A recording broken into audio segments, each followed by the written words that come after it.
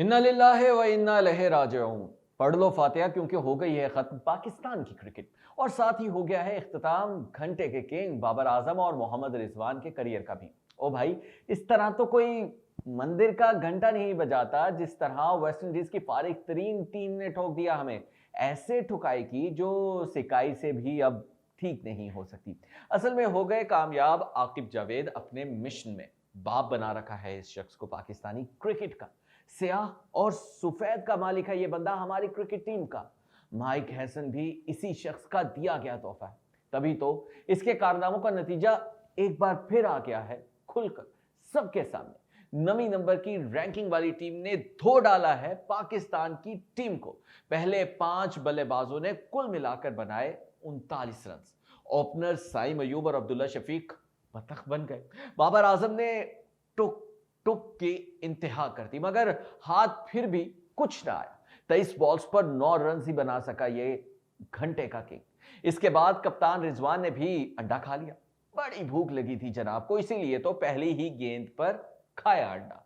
आगा जी ने कुछ मुजाहिमत दिखाई मगर वो भी 30 रन ही बना सके। बाकियों पे आते हैं बाद में, पर पहले जरा दो दो हाथ कर लेते हैं बाबर आजम और रिजवान से।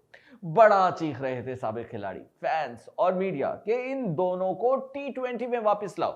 लो ले आओ वापस। इनकी तो वनडे में जगह नहीं बनती, तुम T20 की बातें कर रहे थे नादालों को। जरा आमाल नामे तो देखो इन दोनों के। घंटे के किंग बाबर आजम ने इस सीरीज में कुल 56 रन बनाए। एवरेज रही 18.66 और स्ट्राइक रेट रहा 62 का। लगती लानत इस नाकिस परफॉर्मेंस पर। फिर कहते हैं नंबर 1 प्लेयर है ये दुनिया का। खाक है जो वेस्ट इंडीज जैसी माड़ी टीम के खिलाफ 3 मैचों की सीरीज में ये कारकर्दगी दिखाए, उसे तो डोमेस्टिक क्रिकेट खेलने का भी हक नहीं। और रिजवान साहब का कारनामा भी इससे मुख्तलिफ नहीं है। इस सीरीज में 64 के स्ट्राइक रेट और 23 की एवरेज से सिर्फ 69 रन बना सका ये शोबाज इंसान। क्योंकि क्रिकेट से क्या लेना देना जनाब का, इनसे एक्टिंग करा लो। बेहतरीन अदाकार है, यकीन करें अगर जरा सी भी गैरत है ना इन दोनों में तो फौरन से पहले रिटायरमेंट ले ले। अभी तो लोग सिर्फ गालियां दे रहे हैं, डरे ये दोनों के कहीं इन्हें गंदे अंडे और सड़े हुए टमाटर ना मारे फैंस। कप्तानी तो पक्की पक्की गई ही रिजवान जी की, साथ ही इन्हें बाबर के साथ ड्रॉप करने का फैसला भी किया जा चुका है। मतलब खत्म हो गई इनकी क्रिकेट करियर ही क्या। रिजवान की हालत यह है कि कप्तानी तक अच्छी नहीं कर सका। पहले ही 3 रेगुलर गेंदबाजों से खेले हम मगर उसने इनसे भी पूरे ओवर न करवाए। अबरार से 10वां ओवर करवाया ही नहीं, लेकिन जिनसे करवाया उन्होंने क्या पुट लिया। नसीम शाह जो कि खालिसी तन पर्ची है माइक हैसन की, उसे 72 रन पड़े 10 ओवर्स में। 49वें ओवर में 19 रन खा गया ये हमारा प्रीमियम फास्ट बॉलर और डिकार तकनाली। सीरीज 1-1 से बराबर थी। ऐसे में हर सूरत खिलाना बनता था शाहीन शाह अफरीदी को, मगर नहीं खिलाया क्योंकि माइक हैसन ने नसीम शाह को जो खिलाना था। ओ भाइयों, पता तो कराओ कि आखिर क्यों है माइक हैसन नसीम शाह का इस कदर दीवाना। जाहिर है इस्लामाबाद यूनाइटेड के जो है माइक हैसन और नसीम शाह दोनों, मगर अंधे हो गए हमारे सिलेक्टर्स क्योंकि माइक हैसन मुसलसल नवाजे चला जा रहा है इस्लामाबाद यूनाइटेड के खिलाड़ियों को। मोहम्मद नवाज जैसे रेलू कटे को ही ले ले। अल्लाह अल्लाह करके जान छूटी थी इस शख्स से। पहले ये बाबर का फेवरेट था, पूरी कौम की मुखालिफत के बावजूद बाबर खिलाता रहा इसे, और अब माइक हैसन ने इसे दोबारा शामिल कर लिया टीम में। और क्यों ना करता कि आखिर ये भी इस्लामाबाद यूनाइटेड का जो है। रहा हुसैन तलत तो उसके पल्ले भी कुछ नहीं, बिल्कुल ही फारिग है, मगर टीम में ले आए माइक हैसन उसे भी, क्योंकि ये जनाब भी इस्लामाबाद यूनाइटेड ही की पैदावार है। हालांकि बैटिंग है ना बॉलिंग, और बॉलिंग तो बिल्कुल ही निल है इसकी। इस मैच को ही ले ले, 4 ओवर्स में 26 रन पड़े सरकार। जबकि हसन अली की बात करें तो 10 ओवर्स में 60 उन्होंने भी खा लिए। डेथ ओवर्स में इस कदर मार पड़ी उन्हें और नसीम शाह को के तोबा तोबा। आखिरी 10 ओवर्स में 119 रन जड़ दिए वेस्ट इंडीज ने हमें, और आखिरी 8 ओवर्स में बगैर किसी विकेट के पौने 14 के रन रेट से 110 पड़े। अबे इतने रन तो T20 में नहीं पड़ते जो वनडे में पड़ गए। हालांकि पहले 10 ओवर में 36 रन ही बना सका था वेस्ट इंडीज और 1 विकेट भी गिर गई थी उसकी। असल में 3 मसाइल हैं हमारे, 2 तो निहायत पुराने हैं, जबकि तीसरा पैदा किया है माइक हैसन ने। पहला है मिडल ओवर्स में विकेट ना ले पाने, पार्टनरशिप ना तोड़ सकना।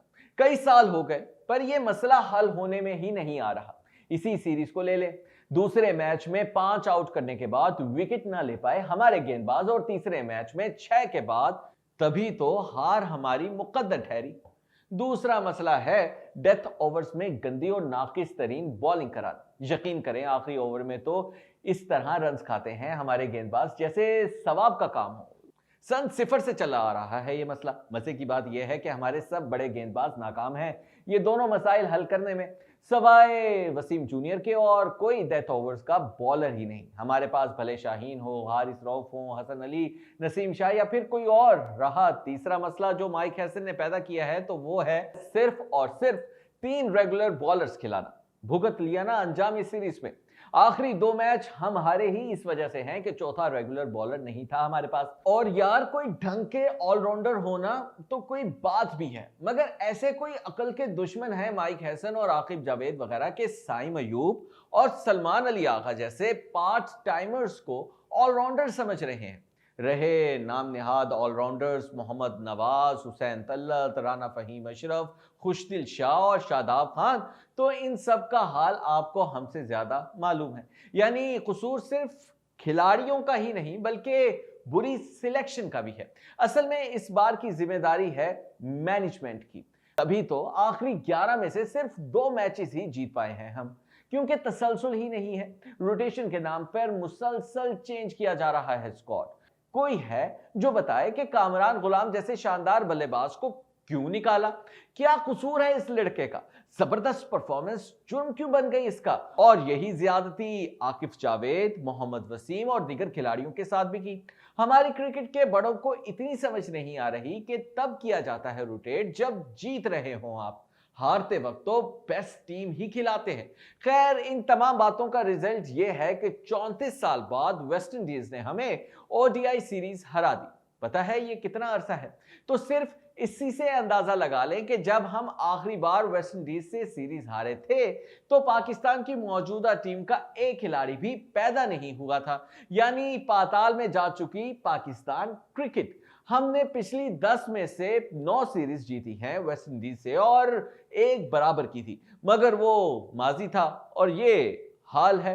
खुदा न खास्ता माइक हैसन और आकिब जावेद कुछ अरसा मजीद रह गए ना तो इस हाल से भी बुरा मुस्तकबिल होगा हमारा और हम वर्ल्ड कप और चैंपियंस ट्रॉफी के लिए क्वालिफाई तक नहीं कर सकेंगे। अब आप कमेंट करके बताएं कि वेस्ट इंडीज से पाकिस्तान की हार का असल मुजरिम कौन है। और हाँ, वीडियो को लाइक कीजिए, शेयर जरूर करें।